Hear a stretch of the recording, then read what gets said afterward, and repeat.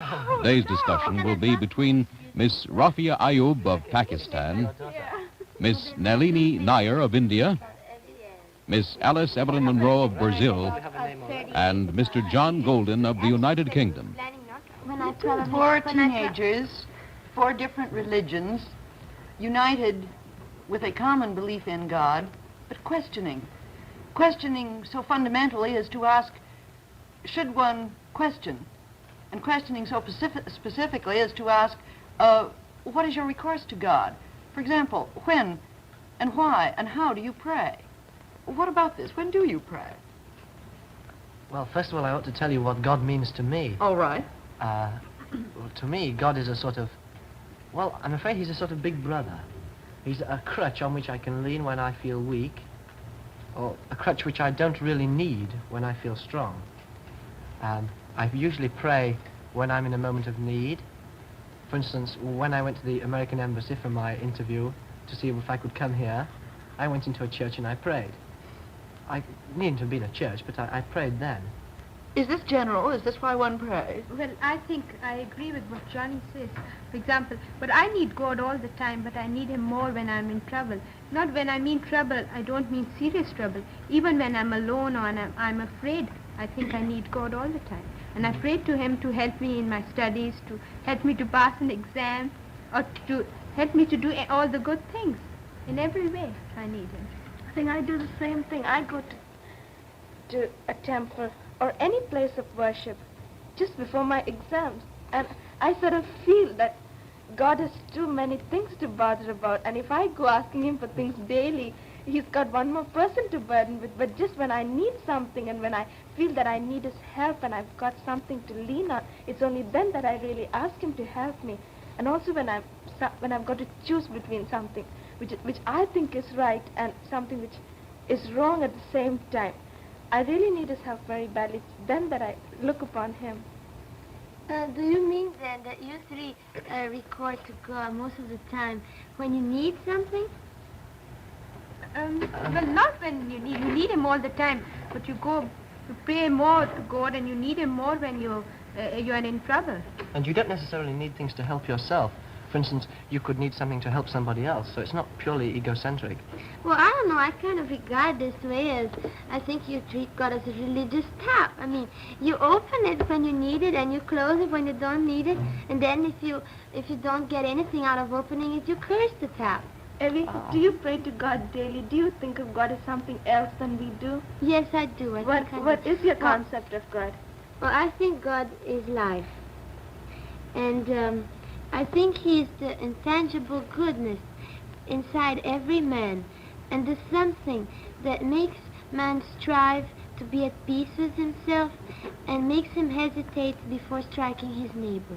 Well, I'd like to ask you, let's first think, how do we know that God exists? Well, if you think that seeing is believing, if you see a thing, you can believe it. But I've been asking myself this question, why do I believe in God? I can't see him, but still I believe he exists. You mean you only believe in what you see? Well, yes, of course. Well, that's different. But I mean, I know I've been taught I must believe in God, but I'm hesitating. I just can't decide. I've always believed in my religion. I've never questioned my religion. But since coming to America and listening to other people and their points, and listening to an atheist and a Buddhist, I've decided that I must question it.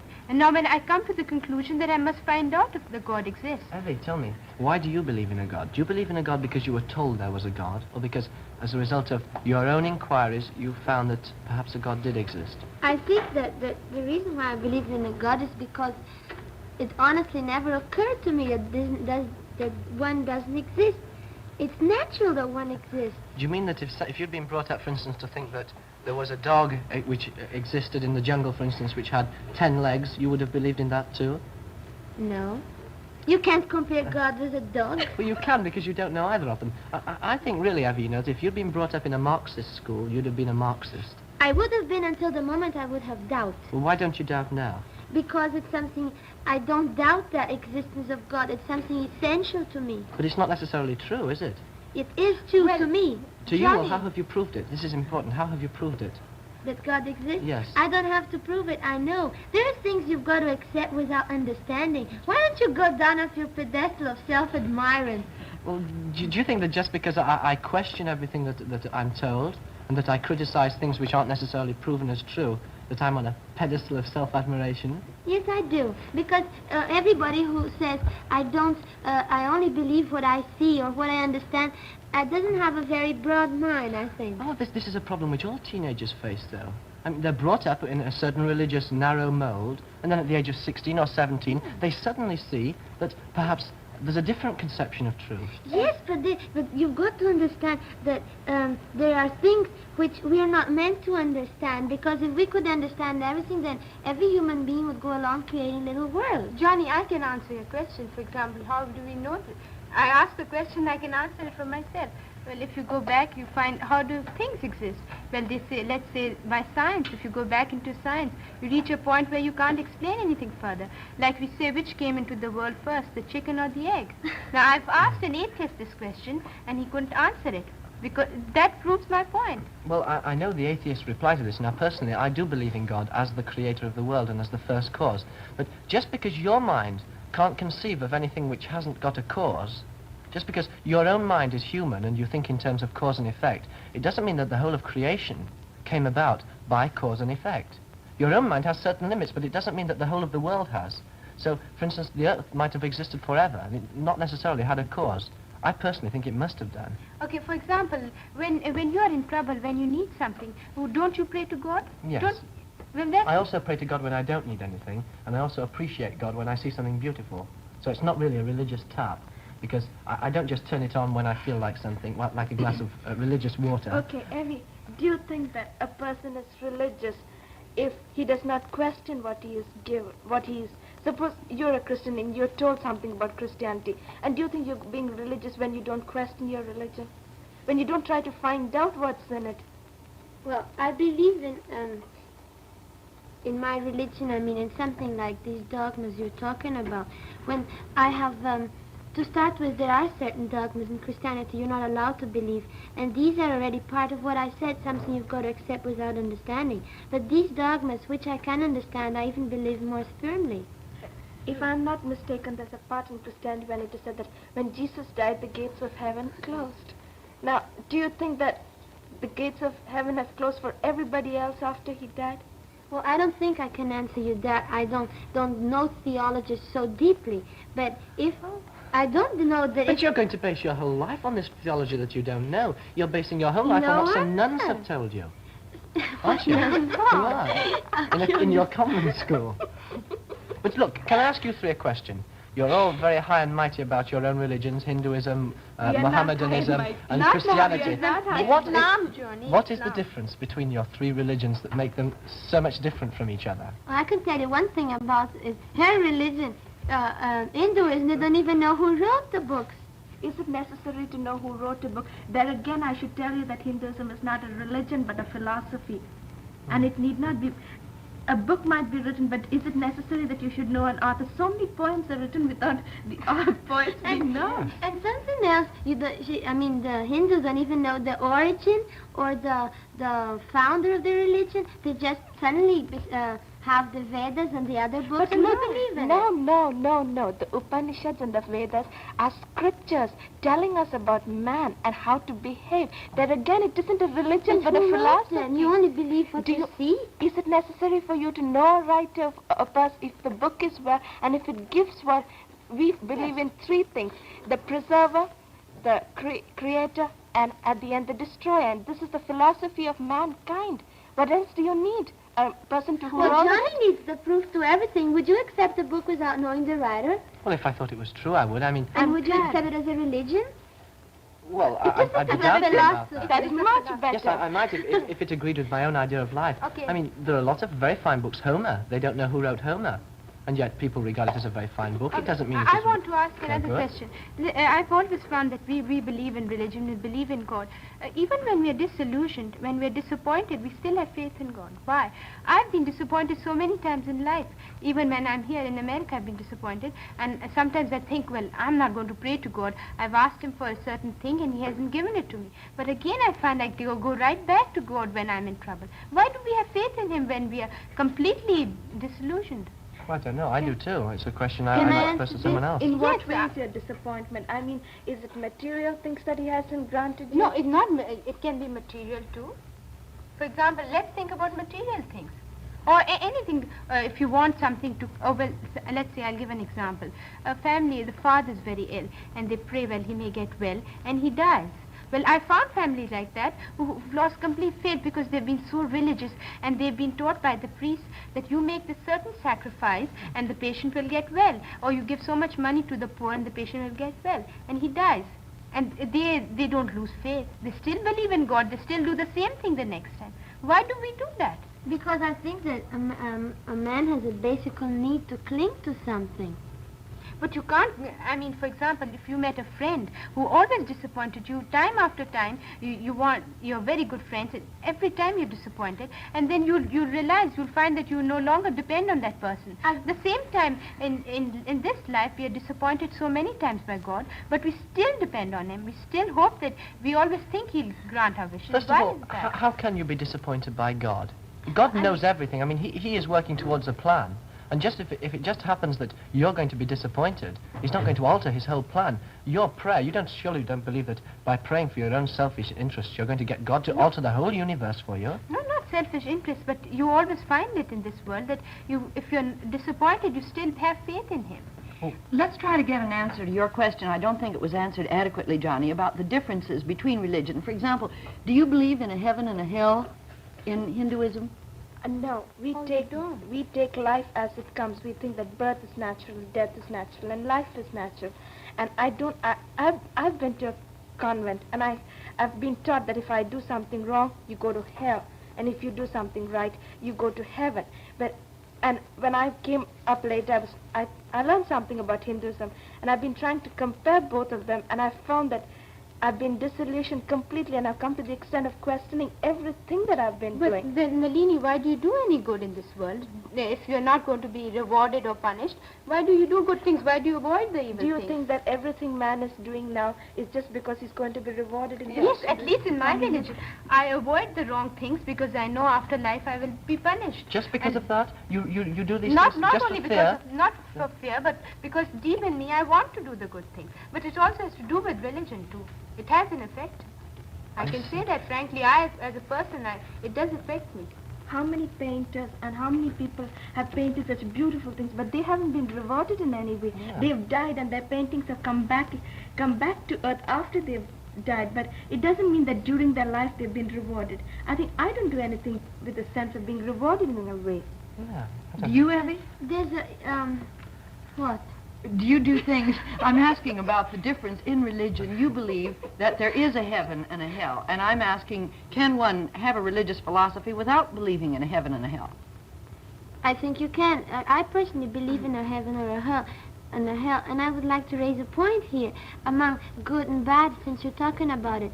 Should a person choose what's good and bad, or choose between the things society and religion decreed as good and bad? I think a person should choose what he thinks is right. Whether society accepts, if he thinks a certain thing is right, so what is the truth for you is not the truth for another person. Yes. Doesn't that go against Islam?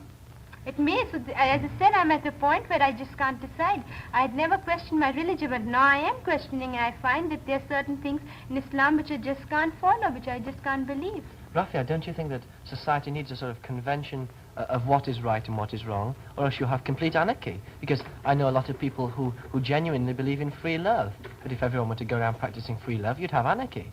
Yes, there are limits, I agree. Well, I think you ought to qualify your statement And then, who that are everyone the should people decide their then? own truths. Yes. Well, when did you all begin to question? It seems to me all of you were questioning in a certain measure. When did you begin? I started questioning my religion at home, and more after coming here. And I think I started questioning that again when I so many religions. I've been to many of the different churches and temples, and I haven't been to a mosque yet, but I've been to many other, to a synagogue, and I've seen so many things, and I've questioned each and every religion, not specifically mine own. Well, I never questioned my religion at home. I prayed 5 times a day because I knew I had to. That's what my religion taught me, and my parents wanted me to. I tried to follow whatever my religion said, but not since coming here. I've questioned everything, and I'm at a point where I'm trying to convince myself that what my religion says is right, but others are trying to convince me that it is not right. Yes, I went to a Methodist. I'm in a Methodist family, and I went to a Church of England school, so I was quite a devout Christian. But then at the age of about 13, I found that I disagreed with the sermons a little, in small details. And by the time I was 16, I had no common ground at all. They were talking about different things completely from what I was talking about. So I left the church, I left the whole of Christianity, and I'm now just trying to build up again on a basis. And I'm very afraid that if I talk a lot about my religion and hear other people speaking about too, they might convince me that there are certain things in my religion which are not right. And I don't want to be convinced because I've been brought up for 17 years believing that my religion is right. And here all of a sudden 34 people are telling me, well, this is wrong and this is wrong with your religion. And I don't want them. I don't want to be convinced. Well, we're all seekers in a certain way, but how do you think it is in America? I mean, I know a lot of people in England, for instance, do rebel against their parents' religion, but I found that in America there's a tendency to go to church even if one disagrees with what they say, just because one's parents want one to. There's a sort of conformity in going to church. Personally, I think that in America there's far more churchianity than Christianity. Well, it's the same in Pakistan, Islam. All Muslims, we go about our parents who are Muslims, so the children are Muslims. There's no choice. We're following traditions and traditions. They go to the mosque because the parents are going. It's just like in America. Organized religion is based on that. Well, don't you think truth is far more important than a sort of conformity, a tradition of organized religion? Until a person is able to reason for himself, he's got to have grounds. Yes, but you yourself are a very intelligent girl, and yet you're rather reluctant to go against 15 years of indoctrination from nuns. No, I'm not for myself. Yes. I'm not reluctant for myself. I'm reluctant for the people I will hurt by doing that. I don't think that I should do that as soon as now when I'm not completely certain of what I want to believe. So, in fact, you'll never really have an opportunity because your mother will always be against you changing your religion, and you'll never want to offend your mother. Oh, but that means now what, you see, my parents are foreign, and they kind of believe that a young girl of 17 doesn't have her mind made up yet, and they'd rather wait. But if after some years, let's say at 21 and 22, I come up to them and say, I don't agree with my religion anymore, they'll accept it, but right now they won't. But by the time you're 21, your thinking for 21 years along Catholic lines will have been conditioned. Look, I'd like to move it on to the area which concerns everybody, and that is, do you think that there's any hope that religion can begin to get people together before man really destroys himself? I think so. I think Muslims can be kept together by their religion, Islam. No, but we're talking about people. For example, what was the core that made Hindu and Muslim go apart? What was the real reason that there was such strife? Religion. I hope religion never does bring everyone together, because I think that if the world were to be united, even under 5 great religions, I think there'd be a sterility of thought and a conformity of thought which would be very destroying. The thing which has made the church more liberal and more enlightened, I think all through history, especially in the 18th century, was the attack of the enlightened philosophers who were atheists. But what do you think the church can do, religion can do in the world now, Johnny? Is it keeping people apart? Is it bringing them together? Well, I mean, in America, for instance, you have a very active church. You have several different active churches, and yet they don't split America into 3 different camps. Well, but what is your hope for the world? Would you say, for example, that the world would be better off if everybody was Christian? No, definitely not. Would you, Evie? No, I don't think I How about you, Rafi? No, I don't think so. I think it's something very individual. I don't think so Yes. either. I think what is good for me might not be good for others. So it's just that. But I think if people sort of keep their ideas to themselves and think of truth as their own search for truth, it's going to be much better than trying to indoctrinate others. I don't think that's right. Okay, then, so if you believe in a personal religion, why are you a Hindu, why are you a Muslim, and why are you a Catholic? Again, I told you, I'm might be a Hindu, I might say that I'm a Hindu, but there again I'm questioning my religion. I've always been questioning my religion till I've been old enough to question it, till I've been old enough to Johnny, you think can't of it. just cut ties like that. Of course you can't, no, but you can question the fundamentals of your belief. Well, that's what we are all doing We right now. started it now. This is going in a circle, because this is where I say again, why haven't you done it yet? Well, you're very drastic. I mean, why haven't you done this and said that? I mean, it goes slowly, Johnny. Yes, well, it has to, yes. And let me call you upon a point. You said that in America, the different religion have not split America into 3 different nations, but it has certainly split America into thousands of different communities. Which is a good thing, which means that there is full representation of all Do different you think philosophies it's in America. good that the Of Jewish course. don't mix with the Catholic and the Oh, Catholic baby. don't mix with the Protestants and everyone keeps in their separate circle the way I've seen? Are you telling me that the towns are divided according to religion in America? They're not divided, they are aligned, but there is certainly a I think mental division. I think America, more than any other country, has religious integration. But how does this... I can't quite understand. If you're arguing for each individual's search for truth, aren't you arguing against organized religion in the Yes, world? that's what I'm Yes, saying. I mean, I'm arguing against Islam, but I'd never thought about it. I was following a family tradition, but since coming to America, I've gone against it.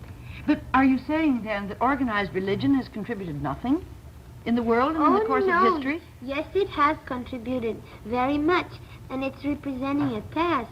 I mean, each man is going to take upon himself the burden of doubt and the responsibility of finding out what he wants to believe and keep doubting until he found something good to believe.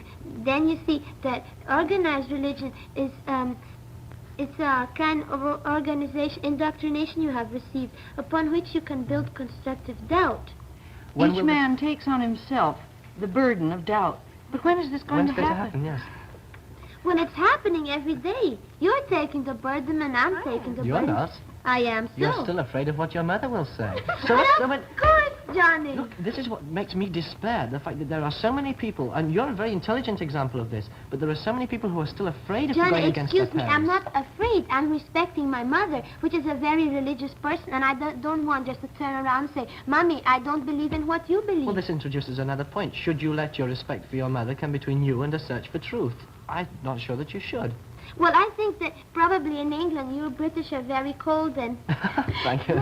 Excuse me, you're very, phlegmatic and go against everything. But at least where I live, we take family duties very seriously and we try to respect as long as we can. But Alice, I agree with Johnny because I'd never done that. When I go back, if there are certain points in my religion that don't agree, I'm going to tell my parents. So am I, but I not respect now. my Why parents. not? Why not now? This is the time to start. You're implying that I don't love my parents. I do love my parents, but I appeal to them in a rational way that pursuit of truth is just as important as family ties. Johnny, you're asking me to go against my mother in this wrong minute. But Oh, I'm not no, certain. no. Excuse me, I'm No. not certain right now if I do disagree with everything. I'm finding out slowly. The minute I discover that I honestly don't believe in it, I'll go and tell my mother so. I But think you look better at- work on your mother pretty soon.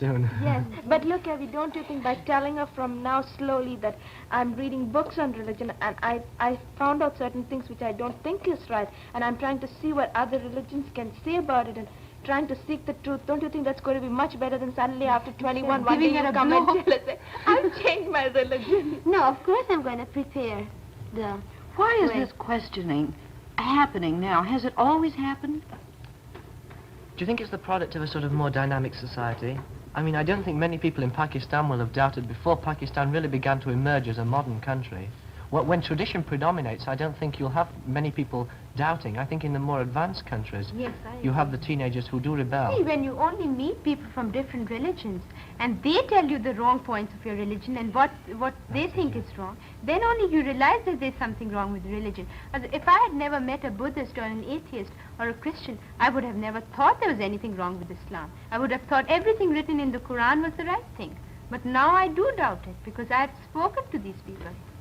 Do you believe that when this questioning time comes to the minds of people of our ages and even of older ages, that they should turn to themselves for the answer by self-sufficient conclusions, or should they go and seek on other religions?